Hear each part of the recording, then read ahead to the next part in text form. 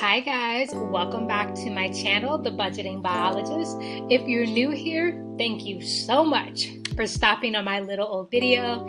I really appreciate it and I hope you enjoy the video. And if you're returning, thanks so much for coming back. I'm glad you've returned. So for today's video, I thought I'd do something a little bit different than my past two previous videos. And I thought I'd show how I use Google Sheets to track my spending and budgeting throughout the month. Now, in my first video I've ever posted on this channel, which was a budget with me, I sat down and wrote out each one of my expenses and how much I was planning on spending for the month, sinking funds, things like that. Now, I still like to do that during the beginning of the month because I don't know about you guys, but I'm a type of person where if I don't write something down, then it's not real. So I definitely have to still write things down in order for me to kind of follow through.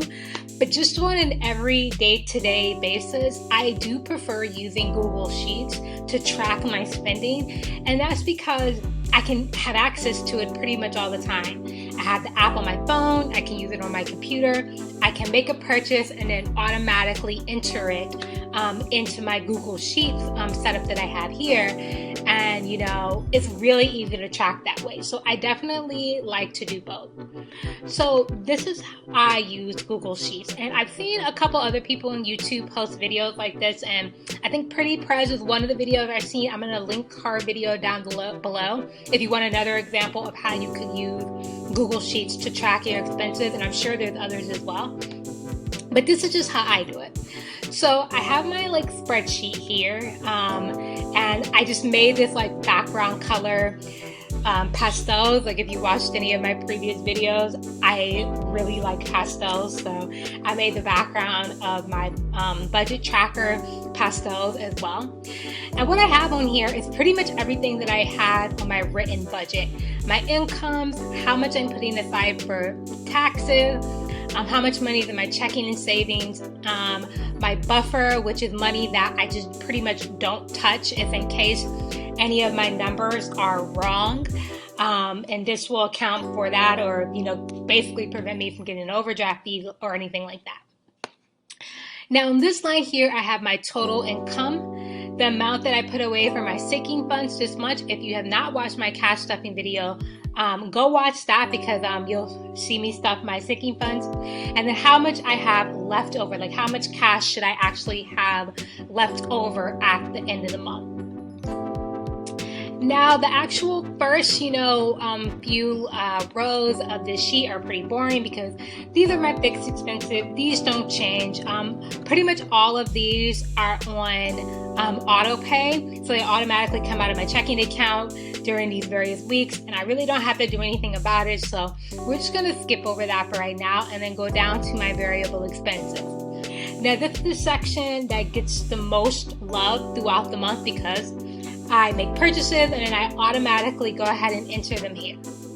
And how I have mine set up is I have them set up by week. So September 7th was 2 days ago, so week 1 is over. And I actually need to fill this in for laundry because I didn't spend any money on laundry in week 1. And how I have it set up is when I have to put in a purchase, I basically just directly add it to the formula bar. So for example, eating out, I ate out 2 different times this month, and one I spent $8.69, and the second time I actually treated my boyfriend to some food and we spent $19.11. And to do this, so I get the sum of how much I've actually spent, all you have to do is just put an equal sign and in the formula bar, and then you just type in the amount you're spending, and then of course you add a plus sign to add it up. So it's pretty much the same thing as Excel. I'm sure almost everyone watching this has used Excel at some point, so pretty much the same thing. I then have the total, which is the sum of the 4 weeks. I have that automatically set up over here. So for example, if this week I spend $30 on eating out, everything updates automatically when I enter it. So I have the total amount I spent here, and then the amount I have left over, which is the sum of what I spent. subtract it from how much I actually budgeted. So that's how I pretty much set up my sheet. And it makes it really easy to do. So anytime I make a purchase, I immediately grab my phone and then enter it in one of these categories, depending on what week I'm in, and all of my totals automatically update. And I like doing it this way rather than like writing it down because it's immediate. I don't have to wait till I get home in order to go ahead and update how much I'm spending. So I really like setting it up this way. And then of course I have, the total that I've spent for the month for all of my categories. Also in my budgeting sheet, I also have a couple of other sheets as well for different things. So such as credit cards, which is how much I owe on each one of my credit cards, the date it's due, and then my current credit score. And right now my Capital One card has a lot of money charged on it. And that's because I finally decided to get Invisalign, which is something I've wanted for a very long time. If you watched any of my videos, I have a lisp, if you cannot tell. And I'm finally in a place in my life where I can afford Invisalign and want to go ahead and get it. So I put the down payment on my Capital One card. But the good news is that I already have the money saved up for this.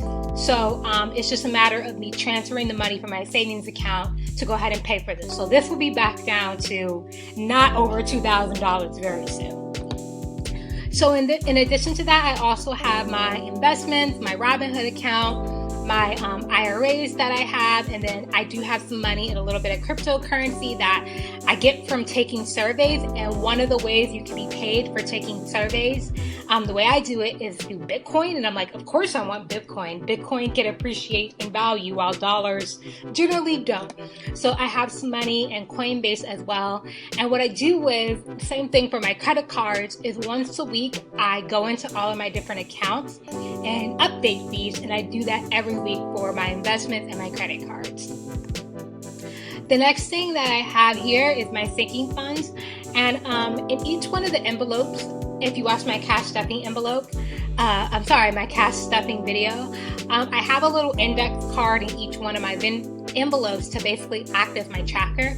And then what I do is I go in and translate that to this sheet in my budgeting file, and I update how much I should have in each one of these envelopes and then the date that I stuffed it. So I really like using Google Sheets this way because it's immediate. I don't forget about it, and I know that it's safe in the Google cloud, essentially. So highly recommend using Google Sheets in order to track this type of stuff. So the other thing I want to show you guys is where I actually came up with all of the values from my budget with me. So in the month of August, I was really diligent in tracking every single purchase that I made throughout the month of August. And I did this because, one, I just had no idea where my money was going, hence why I started this whole budgeting journey in the first place. And two, I also just wanted to get a real sense of what am I actually spending my money on, and where can I afford to cut back, and what things can I afford to splurge a little bit on. So I just kind of made these arbitrary values in August and saw how close I actually spent to these values. And then that's where I got the values that I'm currently using in my September budget. So this was a really good way for me to just start off my budgeting journey, and based on whichever one of these categories, seeing how much I actually spent and where my money was going. So I really enjoyed using Google Sheets to do this.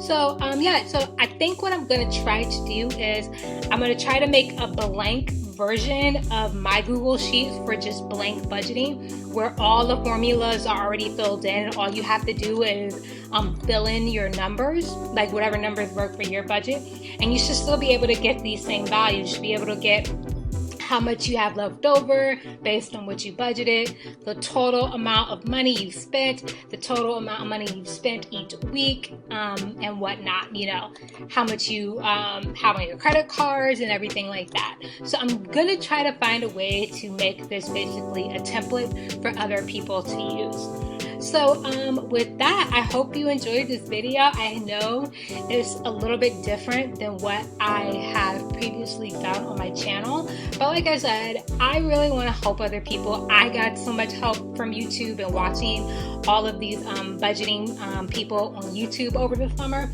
and I definitely want to see if I can help somebody else too. So yeah, so thank you so much for watching. I hope you enjoyed the video. Please like, comment, and subscribe, and I will see you next time. Bye.